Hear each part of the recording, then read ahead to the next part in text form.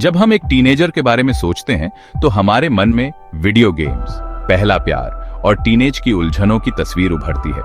हम कभी कभी ही एडोलेसेंस को ग्राउंड ब्रेकिंग साइंटिफिक परस्यूट से जोड़कर देखते हैं, खासकर न्यूक्लियर साइंस के क्षेत्र में। लेकिन डेविड हान और टेलर विल्सन की कहानियां इन विचारों को चुनौती देती हैं। ये दोनों ही रिमार्केबल टीनेजर्स अपनी अनबुझ जिज्ञासा और ज्ञान की प्यास से प्रेरित होकर वो हासिल कर पाए जो बहुतों ने नामुमकिन समझा था।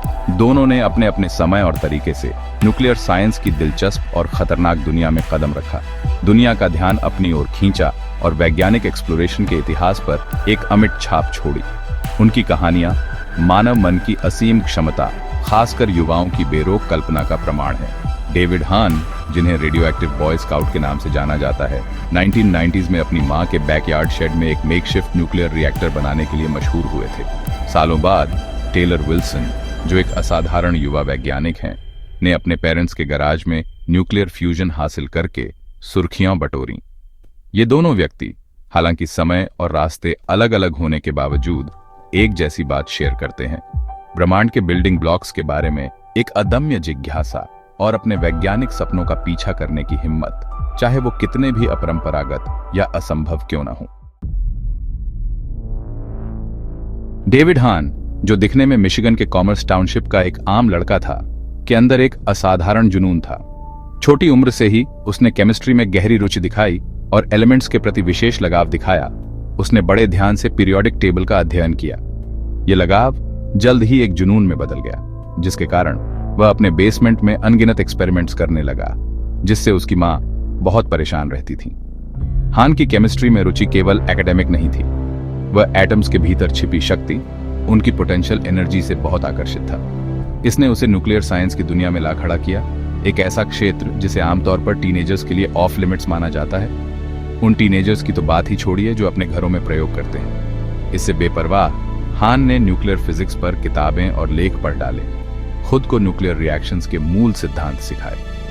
ज्ञान की उसकी तलाश टेक्स्ट बुक्स से परे थी।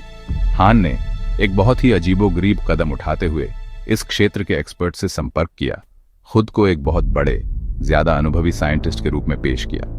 वह इन अनजान प्रोफेशनल से जानकारी हासिल करने में कामयाब रहा, उस ज्ञान को जोड़ता रहा जिसकी उसे अपने महत्वाकांक्षी और कुछ लोग कह सकते हैं कि लापरवाह लक्ष्य, एक वर्किंग न्यूक्लियर रिएक्टर बनाने के लिए जरूरत थी।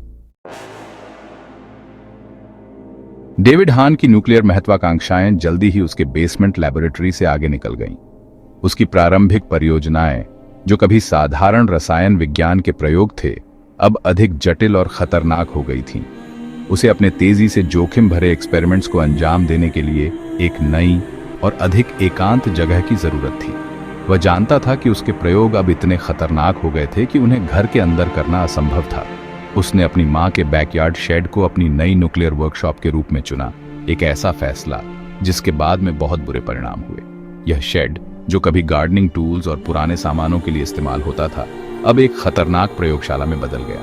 यह इसी साधारण से शेड में था कि हान ने अपनी वैज्ञानिक जिज्ञासा से प्रेरित होकर अपना ब्रीडर रिएक्टर बनाना शुरू किया। उसने अपने सीमित संसाधनों और ज्ञान के बावजूद एक ऐसा उपकरण बनाने का सपना देखा जो परमाणु ऊर्जा उत्पन्न कर सके। हान के तरीके इंजेन्युइटी और लापरवाही का मिश्रण थे। उसने अपने प्रयोगों में इस्तेमाल होने वाले उपकरण और सामग्री को खुद ही इकट्ठा किया, अक्सर बिना किसी सुरक्षा उपायों के। एक प्रॉपर लेबोरेटरी के संसाधनों की कमी के कारण उसने अपनी जरूरत की सामग्री प्राप्त करने के लिए अपरंपरागत और अक्सर खतरनाक तरीकों का सहारा लिया। उसने स्थानीय दुकानों, ऑनलाइन विक्रेताओं और यहां तक कि कचरे के ढेर से भी सामग्री जुटाई। उसने एमेरिशम इकट्ठा किया, जो स्मोक डिटेक्टर्स में पाया जाने वाला एक रेडियो एक्टिव एलिमेंट है। सैकड़ों डिवाइसेस से बहुत ही कम मात्रा में सावधानीपूर्वक निकाला। यह एक धीमी और थकाऊ प्रक्रिया थी, लेकिन हान ने इसे धैर्यपूर्वक किया। उसने एंटीक क्लॉक्स से रेडियम हासिल किया।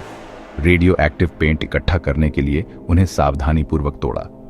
यह पेंट कभी घड़ियों की सुइयों और डायल को चमकाने के लिए इस्तेमाल होता था, हालांकि उसका सबसे दुस्साहसी अधिग्रहण यूरेनियम था। यह एक ऐसा तत्व था जिसे प्राप्त करना न केवल कठिन था, बल्कि अत्यंत खतरनाक भी। एक रिसर्चर होने का दिखावा करते हुए उसने रेडियो एक्टिव मटेरियल्स का व्यापार करने वाली एक कंपनी से संपर्क किया और उन्हें यूरेनियम और का एक छोटा सा नमूना भेजने के लिए मनाने में कामयाब रहा। यह एक बड़ी उपलब्धि थी, लेकिन इसके साथ ही जोखिम भी बढ़ गए। अपनी सामग्री इकट्ठा करने के साथ हान ने अपने रिएक्टर को असेंबलिंग करने का खतरनाक काम शुरू कर दिया। एक ऐसी प्रक्रिया जो उन जोखिमों से भरी हुई थी जिन्हें वह मुश्किल से समझता था। उसने अपने सीमित ज्ञान और संसाधनों के साथ एक ऐसा उपकरण बनाने की कोशिश की जो परमाणु ऊर्जा उत्पन्न कर सके, लेकिन इसके परिणाम स्वरूप उसने अपने और अपने आसपास के लोगों के लिए गंभीर खतरे पैदा कर दिए। Section 4. Chain reactions and glowing clocks, the science behind the reactor. This section delves into the intricate science that powered David Hahn's ambitious project. David हान के रिएक्टर के केंद्र में न्यूक्लियर फिशन की अवधारणा थी, जो एक ऐसी प्रक्रिया है जिसमें एटम के न्यूक्लियस को विभाजित किया जाता है, जिससे भारी मात्रा में ऊर्जा रिलीज होती है। यह प्रक्रिया इतनी शक्तिशाली है कि इसका उपयोग बिजली उत्पादन से लेकर परमाणु हथियारों तक में किया जाता है। हान अपने मेकशिफ्ट शेड लैबोरेटरी में एक कंट्रोल्ड चेन रिएक्शन बनाने की कोशिश कर रहा था, जो एक बहुत ही जटिल और खतरनाक प्रक्रिया है। एक ऐसी प्रक्रिया जहां एक एटम के विभाजन से दूसरों का विभाजन शुरू हो जाता है, जिससे एक डोमिनो इफेक्ट की तरह ऊर्जा का एक सेल्फ सस्टेनिंग रिलीज होता है। यह सेल्फ सस्टेनिंग रिलीज ऊर्जा का एक निरंतर स्रोत बन सकता है, जो बिजली उत्पादन के लिए बहुत महत्वपूर्ण है। हान का रिएक्टर, एक अल्प विकसित ब्रीडर रिएक्टर का उद्देश्य थोरियम, जो एक वीकली रेडियो एक्टिव एलिमेंट है, को विखंडनीय आइसोटॉप यूरेनियम 233 में बदलना था। यह प्रक्रिया बहुत ही जटिल और खतरनाक होती है। यूरेनियम 233 एक ऐसा आइसोटोप है जो आसानी से विखंडित हो सकता है और ऊर्जा रिलीज कर सकता है। उसने चेन रिएक्शन शुरू करने की उम्मीद में स्मोक डिटेक्टर से निकाले गए अमेरिशियम 241 के एक कोर को थोरियम और लिथियम से घेर दिया। यह एक बहुत ही जोखिम भरा कदम था। हालांकि उसका रिएक्टर कभी भी क्रिटिकलिटी तक नहीं पहुंच पाया। एक सेल्फ सस्टेनिंग चेन रिएक्शन का पॉइंट क्रिटिकलिटी वह स्थिति है जहां चेन रिएक्शन बिना किसी बाहरी हस्तक्षेप के जारी रहती है। इसने खतरनाक स्तर के रेडिएशन जनरेट किए। रेडिएशन का स्तर इतना बढ़ गया कि यह बहुत ही खतरनाक हो गया। हान के एक्सपेरिमेंट्स के चौंकाने वाले परिणाम सामने आए। उसके रेडियम पेंटेड क्लॉक फेसेस अंधेरे में भयानक रूप से चमकते थे, जो बढ़ती रेडियो एक्टिविटी का प्रमाण था। यह एक बहुत ही खतरनाक संकेत था। शेड में और वास्तव में उसके पूरे नेबरहुड में रेडिएशन का स्तर काफी बढ़ गया, जिससे एक गंभीर हेल्थ रिस्क पैदा हो गया।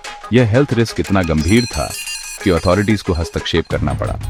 रेडिएशन का स्तर इतना बढ़ गया था कि यह लोगों के स्वास्थ्य के लिए बहुत ही खतरनाक हो गया था, जिससे एक गंभीर हेल्थ रिस्क पैदा हो गया। हान को पता नहीं था कि उसका बैकयार्ड एक्सपेरिमेंट तबाही के कगार पर था, एक ऐसी तबाही जो आखिरकार रिएक्टर को डिसमेंटल करने के उसके फैसले से टली। अथॉरिटीज ने तुरंत हस्तक्षेप किया और रिएक्टर को डिसमेंटल कर दिया।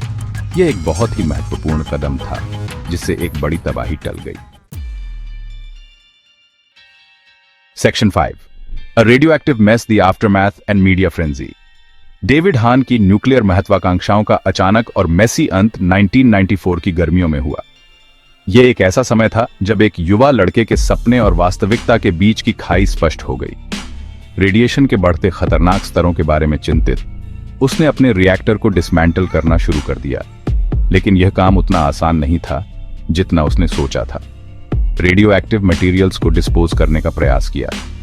उसने अपने घर के आसपास के क्षेत्र को सुरक्षित बनाने की कोशिश की, लेकिन उसके प्रयासों ने और भी समस्याएं पैदा कर दी।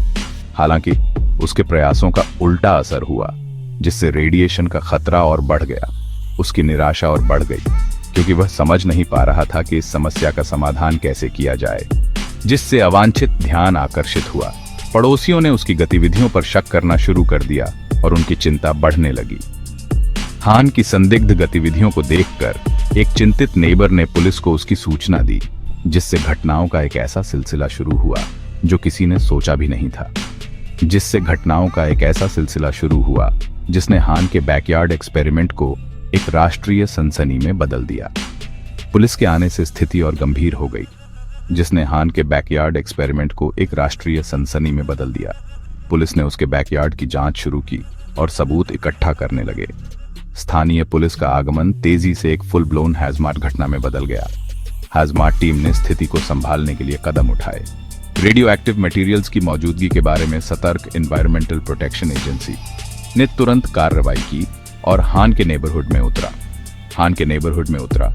उस एरिया को कॉर्डन कर दिया और आसपास के घरों को खाली करा दिया। यह एक अभूतपूर्व घटना थी जिसने सभी को चौंका दिया।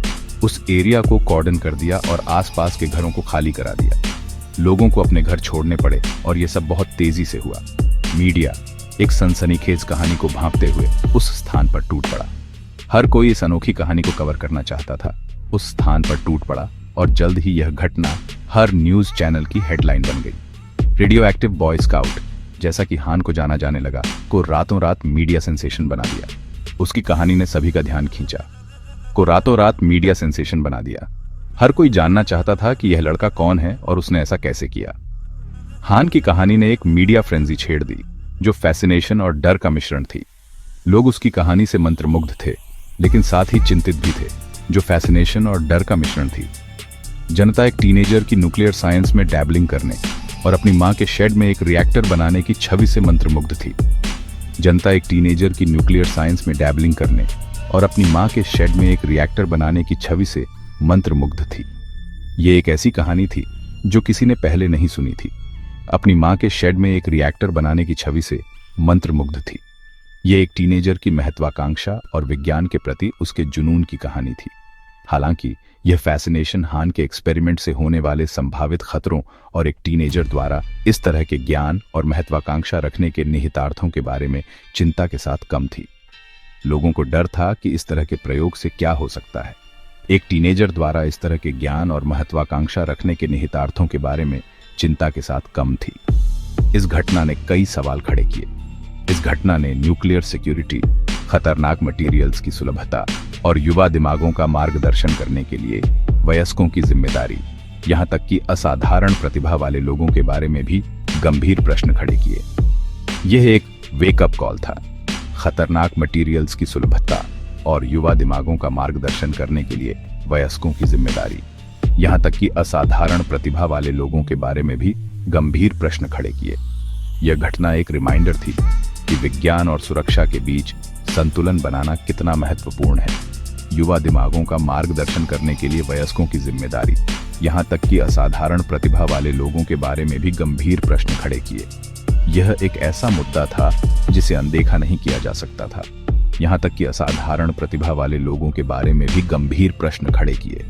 यह घटना एक रिमाइंडर थी कि हमें अपने युवाओं को सही दिशा में मार्गदर्शन करने की आवश्यकता है।